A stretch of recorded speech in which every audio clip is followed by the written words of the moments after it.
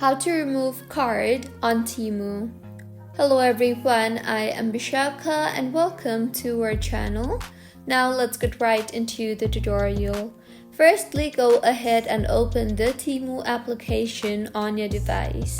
Make sure you are signed in, and if not, then go ahead and sign yourself in.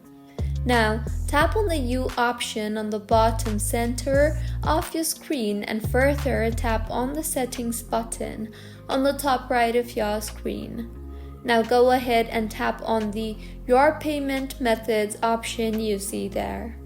In the interface that you will be led to, you will be able to view all the cards that you have connected to Temu. Simply tap on the card you want to remove. You will then see the option for Delete Card. Tap on the Delete Card button and in the confirmation pop-up that appears, tap on the Yes, Remove this card option, and with this, your card will be removed. So, this is how you can remove card on Temu. If you find this tutorial helpful, please like the video and do subscribe to our channel Lock and Giants for similar helpful tutorials. See you on the next one.